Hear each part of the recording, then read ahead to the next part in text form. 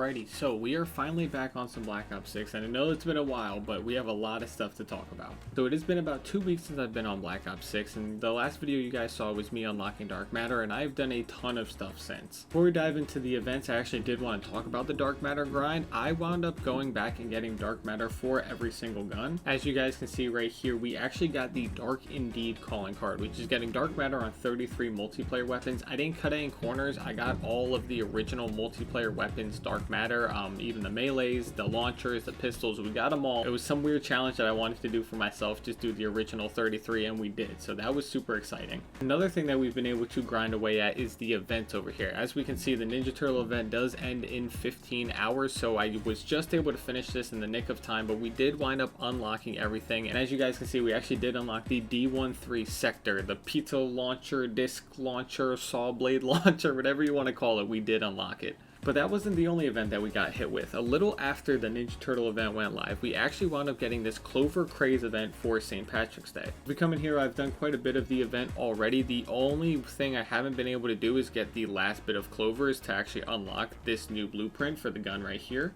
If we take a look at the blueprint here, it's nothing too crazy. It's kind of like a St. Patrick's Day green and gold version of that Nuketown blueprint that we saw, I think it was Prestige 4, Prestige 5. Either way, super clean gun. I actually don't mind this. I do like that it has some tie in to the actual event and it's not just some random camo that they chose, so pretty cool. Do I wish it was the camo? Of course, I always do. I think we got spoiled in Modern Warfare 3 with all the cool camos, but with the cool blueprints, I'm not going to complain. This is still pretty cool. If anyone's interested, the way that I have been going about getting all of these clovers is you can just grind out multiplayer, but with only 15 days left, and if you're like me and you're not that good, you're probably not getting a lot of the clovers anyway. So what I've been doing is I've just been hopping into zombies, and you get a lot more clovers that way. Anyone that has uploaded like a high round guide on Liberty Falls, you can probably bang that out and do this super fast. If you guys don't have a lot of time, I would recommend just grinding out maybe 2, 3, 4 zombie games, see how much you can get. I'm probably going to do the same thing after this video, but I did want to show off some of the stuff and kind of talk about Call of Duty just in general leading up to Season 3. Before we talk about Season 3, I did just want to kind of give you guys a little insight on what I've been doing. Not only have I gone back and got all of the regular guns Dark Matter,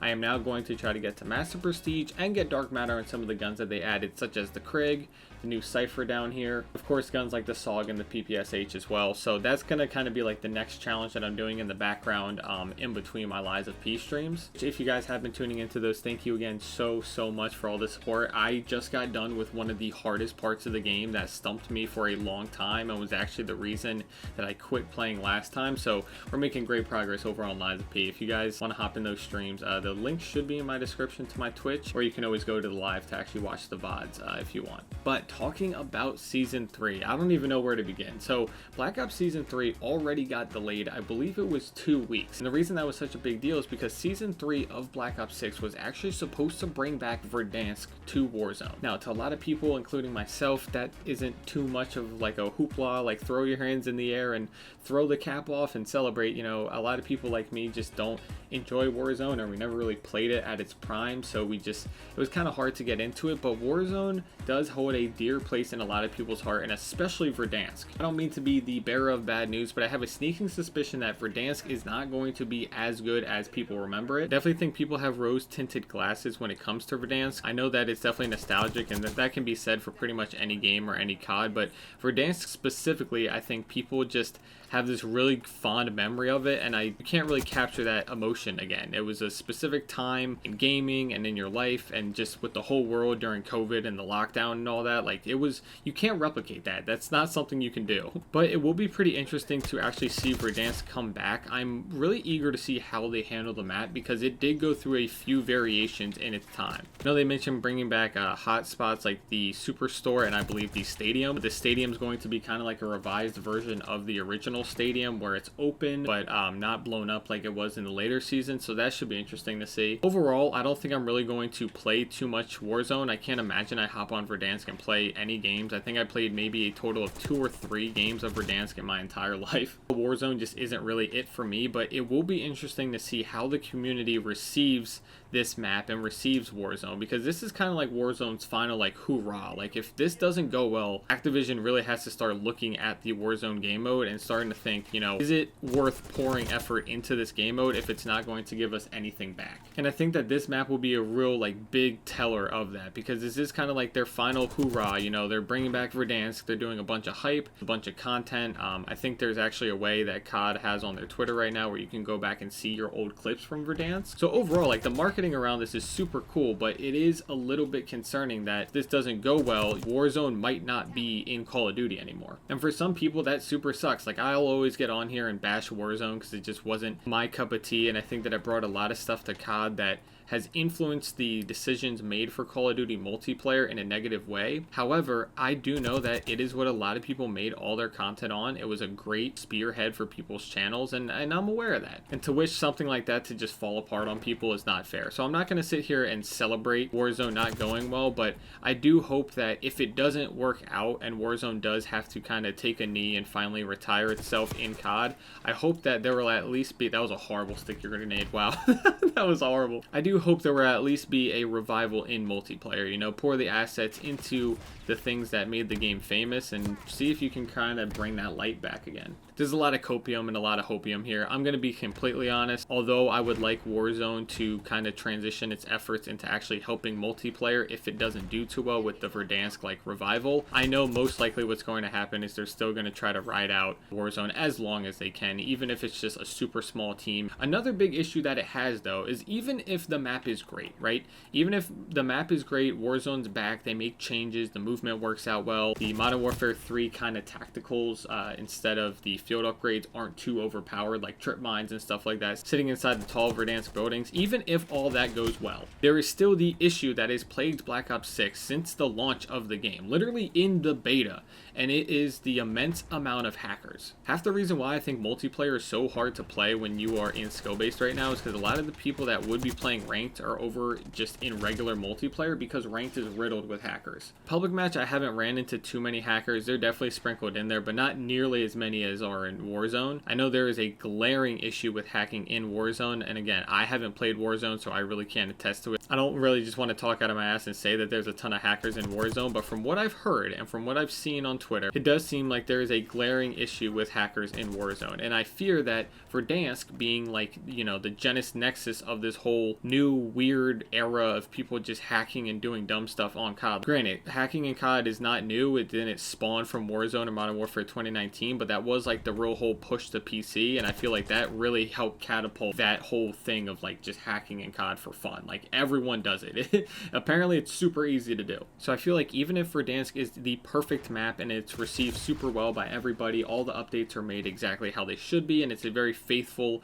and fun reimagine of what Verdansk is, and it captures that battle royale and that nuance of Warzone perfectly well. And even if all the systems are balanced in it, it might be unplayable to most people unless you're like a really low skill based, but even then you gotta think a lot of those hackers are probably ending up in a ton of lobbies no matter what, just because a lot of people I feel like are going to probably travel away from the game as a result of all the hackers. But with Verdansk out of the way and with Warzone kind of up in the air right now, I did kind of want to talk about some of the other stuff coming with Season 3. I know that there's some multiplayer updates. I haven't been able to check out what maps are coming, but there should be some new maps, some new weapons. There's usually a new game mode or two that comes out with these updates. I know Gun Game came out quite a while ago, but I have to give that a few runs. I've been playing it a little bit, and I gotta say, I'm always a big fan of Gun Game. Gun Game feels great in this. There's some maps with some weird spawns, but overall, it's not too bad. On top of that, of course, there is another new Zombies map. I believe we're actually getting Double Tap back, which is pretty cool. I didn't expect it to come back. There's some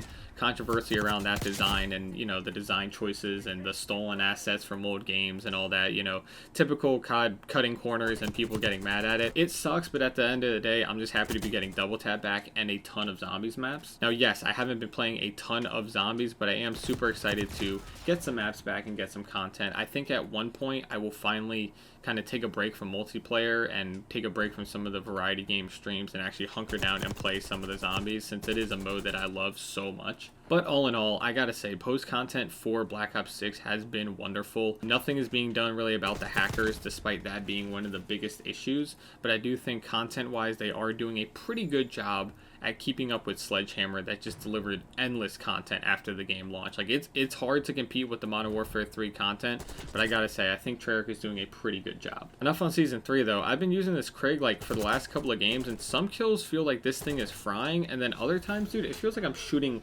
literal marshmallows at people. I had some friends tell me that the Krig is, like, pretty good. It's kind of like the Amos, but, dude, I might just be hot ass. I don't know. This thing is taking forever to kill. Most likely it's me being garbage. You know what's new. I'm sitting here getting shit on in the final kill cam. What are you gonna do, dude? Some things never change. Of course, he's using the Krig too, so it probably looks like a god gun and hit. Dude, I get hit with the 2-time. Not the 2-time, dude. He said, but wait, there's more, and ran it back a second time. That is diabolical. But I think that is going to do it for me. I just wanted to kind of hop in here and give you guys my thoughts on Season 3 and give you a little bit of an update on kind of how my grind has been going.